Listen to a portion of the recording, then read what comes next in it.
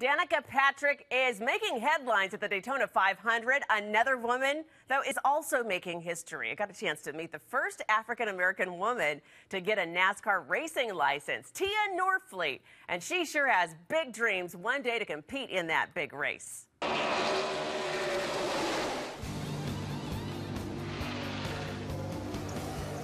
She's a self-described adrenaline junkie who pushes the pedal to the metal, sometimes driving at speeds close to 200 miles an hour. Tia Norfleet is blazing trails and making a name for herself on the track. And I was so ready to take a ride with her.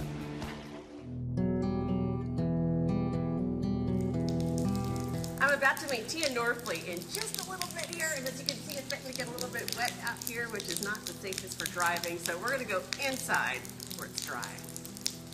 When you get into your car, you put your helmet on, you buckle in, what goes through your head? Definitely, I'm asking God to keep me covered and keep me safe, and I want to win, of course. But yeah, my mom's a minister, so I keep God first, and like what I like to say, I stay prayed up. How did you start out? My path was kind of crazy. I started in a Barbie Corvette, then I moved up to go-karts, and then, yeah, when I was about 8 or 9 years old, I was driving my family's minivan to and from karate practice. I would say, if you do well, if you win, I'll let you drive your mom's car. And how old was she? 9. 9. Did Mama know? No, Mom's at home. I had Mom's car. And I would let her drive her mom's car by herself. So that was her motivation to want to do well, you know, and she would always up. Then it got to the point I would let her drive the car to the store. But I would always have my fingers crossed, you know, but until she got back. And when, you know, when she got back home, I would get the tongue lashing from Mom, but it had already happened. You can't take it back. Yes, her dad actually let her drive when she was just a kid. It's a bit shocking, but then you got to think about who her daddy is. Racing legend Bobby Norfleet, a trailblazer himself in the industry. You trained under the first black NASCAR driver. How did that feel? You know, my idol was Wendell Scott. And I think because one of the reasons he was the only person there that looked like me. You know, and so I just levitated to him, and I wanted to be him, and I wanted to be like him, and I wanted to emulate him. So, you know what I mean? And I watched everything he did. And when I got old enough to actually go and meet him and talk to him and talk to him about the trials and the tribulations and what it takes to be in this sport and how do you survive in this sport without losing your mind. And he took me under his wing at that point and, you know, started telling me the ins and outs, the good, the bad. Like any sport, there's good and there's bad. And we became friends. We became very good friends, and his family and I became very good friends. And then he had the number 34.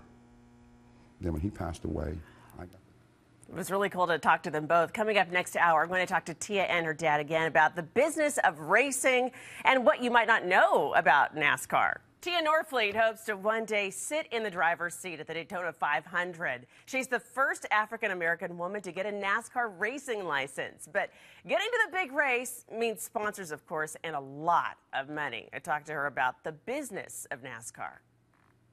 I guess because I'm living in it every day, it's kind of, I don't know, surreal. And then it's just with me, I'm the type of person, I don't look at it, I'm the first black female NASCAR driver. I just look at it as, look, I just want to drive. I just happen to be a black female. No matter what kind of driver you are, wow, is it expensive. If you want to be competitive, big time, during NASCAR season, one driver says it costs something like this. $420,000 to build 6 new cars. And that doesn't include the engines, which add another $1 million, closing in on $400,000 more for tires. Not to mention all the crew and travel. So, to be a serious NASCAR contender, you need a sponsor, which has been a big challenge for Tia. At the end of the day, this is a sport, but it is a business. So I had to learn that this is a business as well as a sport.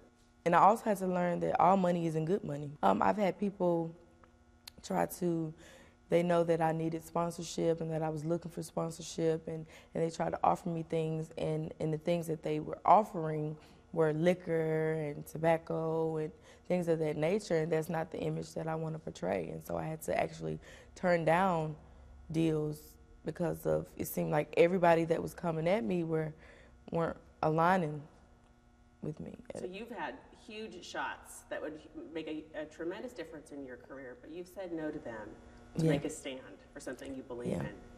Yes. So Tia is still looking for sponsors, hoping to race in NASCAR's top level, but she and her dad are determined to keep going together. It's been a long, hard road, you know what I mean? It's been a hard road, but as I tell my kids, no one said it was gonna be easy. When Tia decided this is what she wanted to do, I told her it's not gonna be easy. But the advantage she has over most young people coming in now is they don't know the bumps in the road. They have not experienced bumps in the road. She has, because she's seen directly from me. She's seen what I had to endure, or the sacrifices her mom and I had to make and the family had to make just for me. Mr. Wendell Scott, he blazed the path for my dad, and my dad blazed the path for me. So my dad had it a lot easier than Wendell, and I have it a lot easier than my dad. And so I want to make a way for the next generation to have it a lot easier than me. Yeah, and it certainly was an honor and a privilege talking to both of them. Tia, wish you all the best. In the meantime, she's going to practice, practice, practice. She's hoping to qualify for several races coming up next month. So you can see my full interview with Tia Norfleet on our website, and her daddy too, HLNTV.com/WeekendExpress.